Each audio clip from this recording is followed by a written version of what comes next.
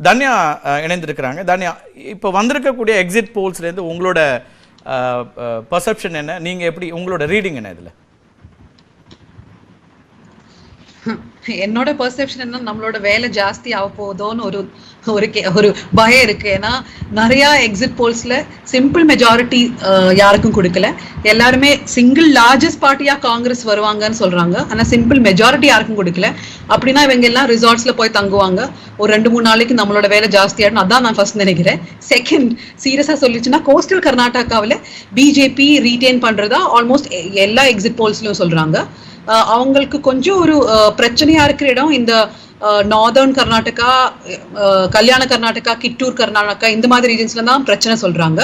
அது மட்டும் இல்ல, பெங்களூர் ரீஜியன்ல நான் ஆக்சுவலி ஒரு சேனல்ல லைவ் பார்த்துட்டு இருந்தேன். அங்க பெங்களூர் ரீஜியன்ல அவங்க லாஸ்ட் டைம்ல இருந்து ஒரு சீட் கம்மி கொடுத்துருக்காங்க பிஜேபிக்கு.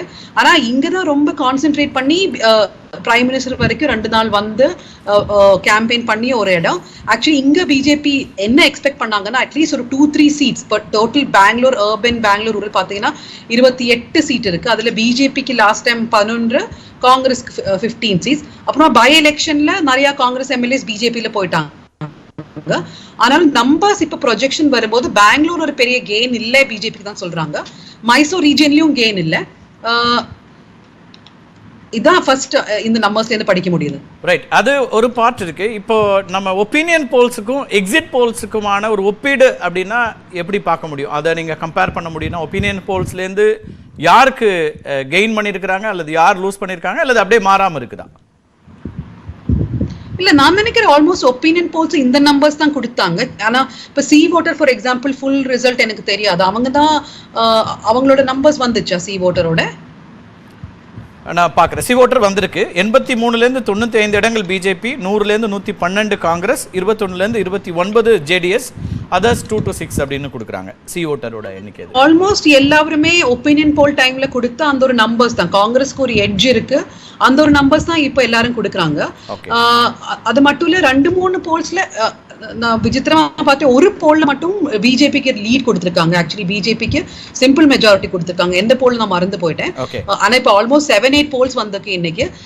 இதுல நம்ம பார்க்க வேண்டிய விஷயம், இந்த ஓட்ஸ், காஸ்ட் ஓட்ஸ் எப்படி ஸ்பிளிட் ஆயிடுச்சு, அதான் இங்க மெயின் குவெஸ்சன் ஆக்சுவலி.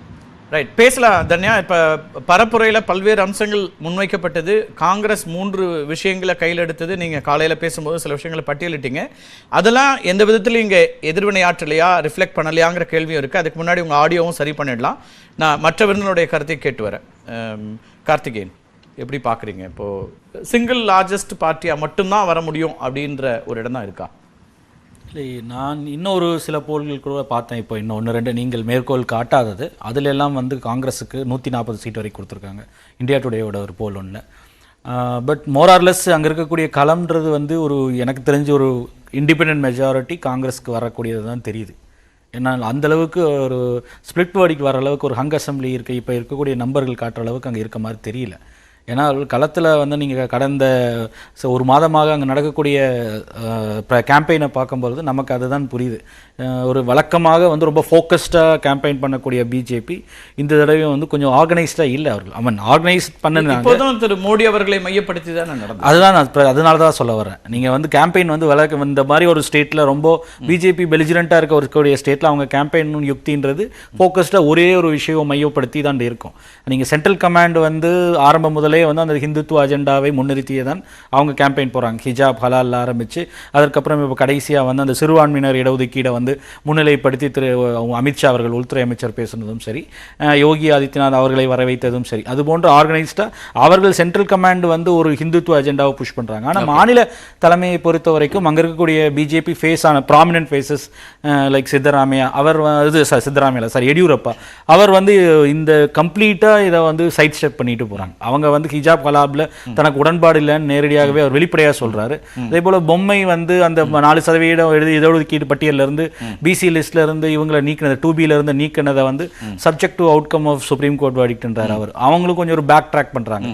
அதனால ஒரு சென்ட்ரல் கமாண்டுக்கும் மாநில தலைமைக்கும் இடையே கூட ஒரு சிங்க்ரனைசேஷன் அங்கே இல்லைன்றதை நம்ம பார்க்க முடியுது. அதே போல வளர்ச்சியை முன்னிறுத்தாம வழக்கமாக அவங்களுடைய ஃபேவரட் சப்ஜெக்டான வளர்ச்சி, அதை முன்னிறுத்தினால் வந்து இந்த 40% சர்க்காரான்றது மேலோங்கிடும் அப்படின்ற அப்படின்ற ஒரு காரணத்திற்காக வந்து அந்த எக்ஸ்பிரஸ் வே எல்லாம் இனாகிரேட் பண்ணியும் கூட அதை வந்து பெரிதாக வந்து அந்த வளர்ச்சின்ற அந்த பிளாங்க்கு அதிகமாக புஷ் பண்ணலை பிஜேபி சார்பா.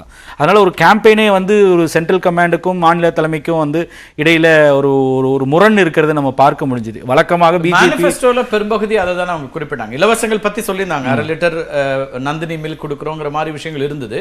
அதே நேரத்துல இந்த கர்நாடகா பெங்களூருக்கான வளர்ச்சி மற்ற விஷயங்களும் அவங்க அதை பெரிய அளவுக்கு எதிரொலிக்கல. யாருமே பேசாம இருக்க மாட்டாங்க. நீங்க எல்லா தேர்தலையும் எல்லாரும் வந்து திட்டங்களை ப்ராமிஸ் பண்ண போறாங்க. அதாவது ஏதோ ஒரு இஷ்யூ தானே நீங்க ஃபோக்கஸ்டா வந்து அவங்க அஜெண்டாவா இருக்க போகுது கேம்பெயின்ல. அந்த விதத்துல பாத்தீங்கன்னா நீங்க எதை வந்து கூர்திட்டு இருக்காங்கன்னா வந்து ஹிந்துத்துவா தான் தேசிய தலைமையா இருக்கக்கூடிய அமித்ஷா அவர்களும் சரி, பிரதமர் மோடி அவர்களும் சரி, கடைசியா கேரளா ஸ்டோரியில போய் கர்நாடகா தேர்தல் பிரச்சாரத்துல கேரளா ஸ்டோரி தான் வந்து மேல நிக்குது. பஜ்ரங் பலி தான் பேசப்படுது. பஜ்ரங் தள் பேன் சொல்றாங்க. அப்ப அதுக்கு எதிர்வினை ஆற்றுறதுன்னு ஒண்ணு, பஜ்ரங் தளுக்கு தான் பேன் சொன்னாங்க. காங்கிரஸ் பஜ்ரங் தள் அண்ட் பிஎஃப்ஐ ரெண்டு பேரும் பேன் பண்ணாங்க. ஆனா அதை வந்து பஜ்ரங் பலின்னு இன்டர்பிரட் பண்ணிக்கிட்டாரு பிரதமர் அவர்கள். அப்ப அது கம்ப்ளீட்டா வந்து ஒரு ஹிந்துத்துவா ஒரு ரைட் விங் கேம்பெயினா தானே ஹிந்துத்துவா நரேட்டிவ் தான் அங்க அவர் செட் பண்ணணும்னு தான் எடுத்துட்டு போறாங்க. ஆனா அது வந்து மாநில தலைமையில் இருக்கக்கூடிய தலைவர்கள்ட்ட எதிரொலிக்கல. ஈஸ்வரப்பா போன்ற ஒரு சில தலைவர்களை தவிர நீங்க முக்கியமான கட்சியினுடைய ஃபேஸ் ஆக இருக்கக்கூடியவர்கள் ஆர் பொட்டென்ஷியல் சிஎம் கேண்டிடேட்ஸ் இல்ல இருக்கக்கூடிய சிட்டிங் சிஎம் அவர்கள் வந்து அதை பெரிசா முன்னிலைப்படுத்த மாட்டேன்றாங்க. நீங்க இப்போ எனக்கு முன்பு பேசிய நண்பர்கள் கூட சொன்னாங்க, பெங்களூர்ல அர்பன் பாக்கெட்ல அவர்கள் சென்ற முறை கூட 11 சென்ற முறை மட்டும் இல்ல, அதற்கு முன்பு நடந்த 2 தேர்தல்களையும் சரி பிஜேபி பெரிய அளவுக்கு பெங்களூரு ரீஜன்ல வந்து சோபிச்சது கிடையாது. அதிகபட்சம் அங்க பெற்றதே வந்து 12 சீட்டோ ஒரே ஒரு முறை மட்டும் தான் அந்த கடந்த 3 தேர்தல்கள்ல. காங்கிரஸ் அதிகமான சீட்டுகள்ல வந்து இங்க இந்த பெங்களூர் பகுதியில வந்து கடந்த 3 தேர்தல்களையும் பெரிய அளவுக்கு பெற்றிருக்கு. ஏன்னா இந்த எல்லா விஷயத்தையும் ஓவர் பண்ணக்கூடியதா பிஜேபி எந்த ஒரு நரேட்டிவ் எல்லாம் செட் பண்ணணும்னு நினைச்சதோ அதையெல்லாம் வந்து முடக்கும் விதமாக அந்த 40% சர்க்காரான்ற விஷயம் ஒரு நீங்க லோயர் ஸ்ட்ராட்டா வரைக்கும் பெர்குலேட் ஆகிருக்கிறது நம்ம பார்க்க முடிஞ்சது. சரி, நேரடியா நான் களத்தில் அங்கேயே இருக்கக்கூடியவர்களுக்கு நல்லா தெரியும். வந்து உங்களுக்கு அறுதி பெரும்பான்மைக்கு வரணும்ல காங்கிரஸ். நான் வந்து இந்த எக்ஸிட் போல்ல எனக்கு ஓரளவுக்கு இது சொல்றது நான் நிச்சயமா நம்ம கணக்கில் எடுத்துக்கிறோம். அவங்க 140 சொல்றாங்கன்றீங்க. சோ அதனால எனக்கு இன்றும் இந்த அளவும் கூட இன்னும் எனக்கு ஒரு நம்பிக்கை என்னன்னா அந்த அவருடைய நம்பர்ஸ் வந்து மோர் இன் ஃபேவர் 130க்கு மேலதான் வந்து காங்கிரஸ்க்கு இருக்கும்ன்றதை நான் எதிர்பார்க்கிறேன்.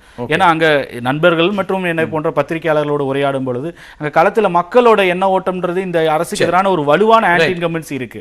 ஸோ அதை ஓவர் பவர் சன் விதமாக வந்து வெறும் நீங்க மோடி பிம்பத்தை மட்டுமே வைத்து வந்து களத்தை போய் கண்டிருக்கீங்க. இது வந்து it's a double edge weapon. இது திருப்பி வந்து நாளை ஒருவேளை 13ஆம் தேதி வந்து பிஜேபி தோல்வியடையும் பட்சத்தில் அந்த Modi image will take a beating. அதுவே வந்து திருப்பி பாஜக ஒரு பாதகமாக போய் முடியக்கூடாது. டபுள் என்ஜின் சர்க்காருக்கு பதிலாக நீங்க டபுள் எட்ஜ் வெப்பன்றீங்க. ஆமா, இந்த மோடி பிம்பத்தை நம்பி களம் இறங்குறாங்க, பொம்மையை நம்பி அப்படிதான் இறங்கிருக்காங்க. இந்தியா முழுக்க அவங்க எல்லா தேர்தல்களையும் குஜராத்ல நீங்க பேசினாலும் கூட, குஜராத்ல சன்னாவத சாயில் பேசினாலும் கூட அங்க குஜராத் மாடல்ன்ற வளர்ச்சியை முன்னிறுத்தி போறாங்க இல்லையா. ஆனா இங்க பெங்களூர்ல வந்து Bangalore model or Bangalore model, Mysore model or Karnataka model பேசுறது இல்ல. ரைட் திரு